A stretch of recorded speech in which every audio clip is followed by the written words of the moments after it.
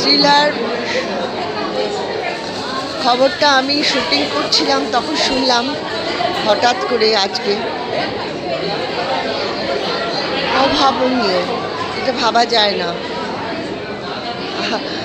কি বলবো, লাস্ট ওর সঙ্গে আমি কাজ করেছিলাম ওয়ান্ডারফুল লাইফে। তো একসঙ্গে যেতাম, একসঙ্গে আসতাম, গল্প করতাম, কিন্তু সেই মানুষটা এইভাবে ফাঁকি দিয়ে চলে গেল, এটা সত্যি ভাবা যায় না। আমার একটাই কথা বলার আছে, সেটা হলো শ্রীলাতে যে আমি স্মাইল করছি, অনেকেই হয়তো ভাববেন এরকম সময় শ্রীলাদি যখন চলে গেছে স্মাইল করছি কেন। আসলে আমার এটা ব্যক্তিগত একটা ধারণা যে একটা মানুষ যখন চলে যায়, এটা আমার ধারণা একান্ত ব্যক্তিগত, তার একটা নতুন জার্নি শুরু হয়। আর শ্রীলাদির মতন একটা শিল্পী, একটা মননশীল, একটা সৃজনশীল ক্রিয়েটিভ মানুষের জার্নিটা যে ফ্যান্টাস্টিক হবে পরের জার্নিটা, এটা নিয়ে কোনো সন্দেহই নেই। তাই আমি শ্রীলাদিকে হাসি মুখে বলতে চাই, হ্যাভ এ গ্রেট জার্নি। আর শ্রীলাদির সম্বন্ধে একটাই কথা বলতে চাই,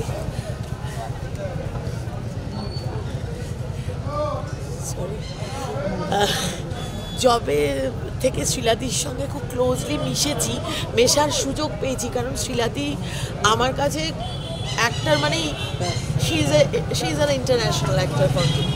মানে আমি সবসময় বলতাম এই যে শ্রীলাদির সঙ্গে দেখা হলেই আজকালকার সেলফির যুগে এই যে সুপারস্টারের সঙ্গে একটা ছবি তুলি, তো মানে লাস্ট মাকুদির লক্ষ্মী পুজোর দিনও এই একই কথা বললাম।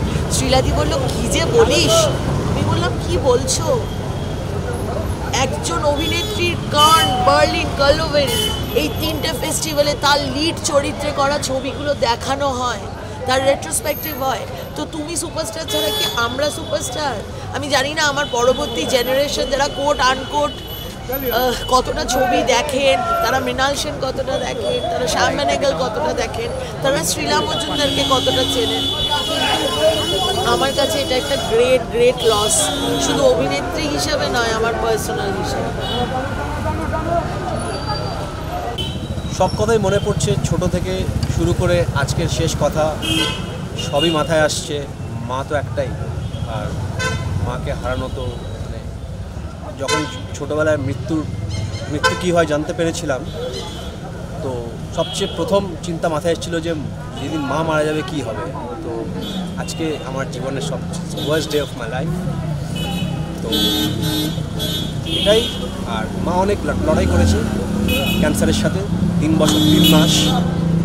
আমি একটাই অনুরোধ করব সব মহিলাদেরকে অন্তত, যে আপনারা আপনাদের স্ক্রিনিং করান, ডিজিজের চেকিং করুন। Prevention is better than cure. যত তাড়াতাড়ি ধরা পড়বে তত তাড়াতাড়ি চিকিৎসা হবে, তত বেশি দিন আপনারা বাঁচবেন। আর আমাদের দেশে পুরুষ ডাক্তার বেশি আর মহিলাদের ক্যান্সার হয় বেশি, আর মহিলারা পান লজ্জা। তো মহিলা ডাক্তারদের আমি এনকারেজ করব ক্যান্সার ফিল্ডে আসতে, আর মহিলাদেরকে এনকারেজ করব পুরুষ ডাক্তারদের সাথে লজ্জা না পেয়ে নিজের শরীরের ব্যাপারে এবং নিজের স্বাস্থ্যের ব্যাপারে কথা বলতে। আপনারা বেঁচে থাকুন, আপনারা ভালো থাকুন। মাকে কোনোভাবে ইগনোর করতেন? মা কখনো ইগনোর করেননি, কিন্তু মা আমায়, বাবাকে, সমাজকে, কাজকে নিয়ে এত ব্যস্ত থাকতেন না যে এটা আসলে আমাদের সোসাইটিটা এমন যে আমরা হেলথ কেয়ার আর মেডিসিনকে খুব সিরিয়াসলি নেই না। আমরা ভাবি যে কিছু হবে না, আমরা ভগবানের উপরে বেশি ভরসা করি। আমাদেরকে একটু সায়েন্স আর মেডিসিনের উপরে বেশি ভরসা রাখা উচিত, জানা উচিত, চর্চা করা উচিত। আমি এটাই বলবো। একটা যদি পজিটিভ মেসেজ দিতে পারি, আপনারা সবাই চেক করান আর টেস্ট করান আর সতর্ক থাকুন। সেটে বা মেকআপ রুমে বন্ধু হিসেবে, দিদি হিসেবে তো পেয়েছি, কিন্তু আমি যখন আমার ছোট মেয়েকে ক্যারি করছি সেই সময় আমাকে ব্যাঙ্গালোর যেতে হয়েছিল। তখন অ্যাডভান্স স্টেজ আমার যেতে হয়েছিল একটা অনুষ্ঠান করতে। শ্রীলাদির সঙ্গে ছিলেন আমাদের বন্ধু অমিত পারমিতা, সৌমিত্র জেঠু, শ্রীলাদি। সেই ফ্লাইটটা সারা জীবন মনে থাকবে, যে কিভাবে পুরো ট্রিপটা কিভাবে যে মায়ের মতো আমাকে যত্ন করেছিলেন, সেই কথাটাও না বললে নয়। বন্ধু হিসেবে পেয়েছি, দিদি হিসেবে বড় দিদির মতো পেয়েছি, আবার মায়ের মতো স্নেহও পেয়েছি, মায়ের মতো কেয়ারও পেয়েছি। তো শ্রীলাদি সম্পর্কে যতই বলবো ততই কম বলা হবে। সব থেকে বড় কথা হচ্ছে একটা ভালো মানুষ, যে মানুষটার সঙ্গে একে তো ওইরকম গলার স্বর শুনলে টেলিফোনে আমি বলতাম তুমি কথা বলে যাও, একটু শুনি কিভাবে স্ক্যান করতে হয়, কিভাবে উচ্চারণ করতে হয়, কিভাবে গলার মডিউলেট করতে হয়। আমি বলতাম তুমি বকে যাও তো, আমি একটু শুনি। এগুলোও যেমন পেয়েছি, তাই বলছি যে সব থেকে বড় ক্ষতি হলো যে এরকম ভালো মানুষকে আমরা হারালাম, যেটা আজকের দিনে খুব ভুল করে যাচ্ছে আস্তে আস্তে। বলবো আমার বলার কিছু নেই, একটু পরেই সব খবরটা পেয়েছি, একটু দেরিতে, তাই পৌঁছতেও দেরি হয়েছে। শ্রীলার সঙ্গে আমার কবেকার সম্পর্ক সেটা আর মানে কবে সম্পর্ক ছিল না সেটা মনে পড়ে না। ও তখন সবে ওর ক্যারিয়ার শুরু করেছে, একটা ঘাটের দিকে একটা ছোট্ট বাড়িতে থাকতো আর ওর মা। সেই সময়ে আমরা মিট করতাম টালিগঞ্জ স্টেশন, মানে যেটা আমাদের ট্রাম ডিপো তখন ছিল। তারপর ওখান থেকে আমি শ্রুতি নাটক করতে যেতাম, একসঙ্গে এরমভাবে অনেক ট্রাভেল করেছি। পরবর্তীকালে ওর বিয়ে হলো, আমার পাড়াতে থাকতো, ফলে আমরা কোথাও গেলে, কোনো পার্টিতে গেলে বা কোথাও কোনো গেট টুগেদারে গেলে আমরা সবসময় একসঙ্গে যেতাম। তারপর কত অনুষ্ঠান একসঙ্গে জাজিং করতে গেছি, কবিতা পড়তে গেছি। ওরকম একটা দিল খোলা মানুষ খুব কম হয়। এত ভালো মেয়ে ছিল যে ওই হৃদয়ের সঙ্গে একটা সম্পর্ক ছিল শ্রীলার সঙ্গে। আর ওই যে কথাটা একটু আগে বিদীপ্তা বলল, আমার মা আমার দুর্গা অনুষ্ঠানটা ঋতুপর্ণা করেছিলেন, তো সেখানে শ্রীলা ছিল।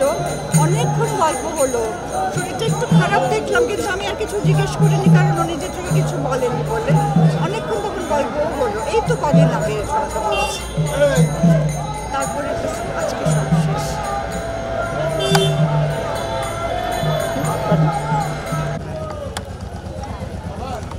এরকম একটা লস, এই মুহূর্তে দাঁড়িয়ে কি মনে পড়ছে ওনার সঙ্গে কাটানো স্মৃতি?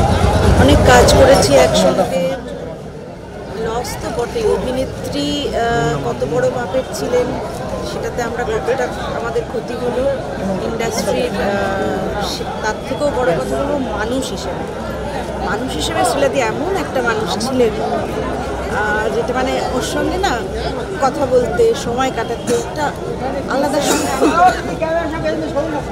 আমি বয়স অনেক ছোট, শ্রীলাদির অবশ্য বন্ধুত্ব করতে বয়সের কোনো মাপকাঠি ছিল না।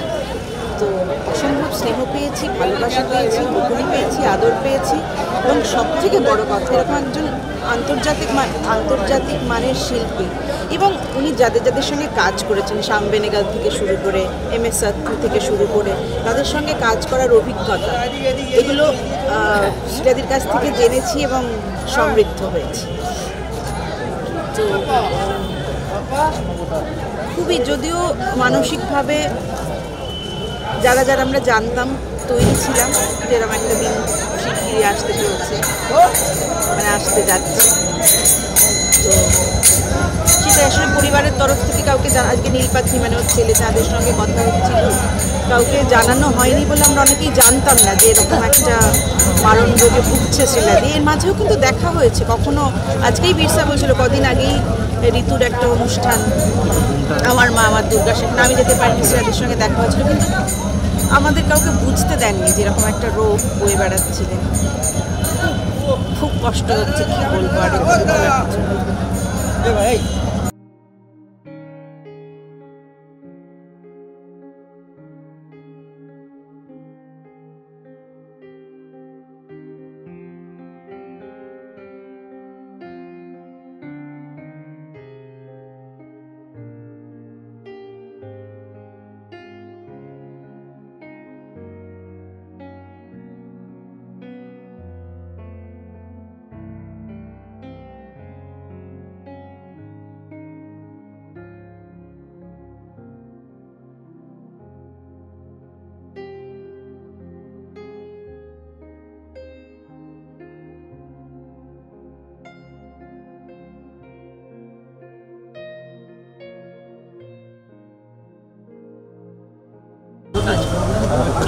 ওনার মতো শিক্ষিত কোনো বিকল্প নেই।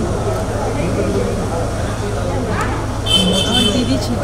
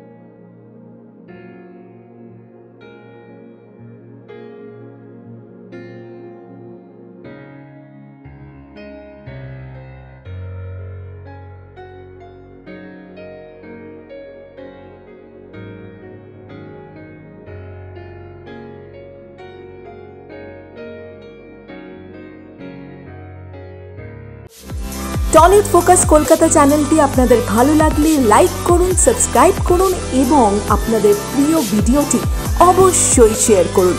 Tollywood focus Kolkata.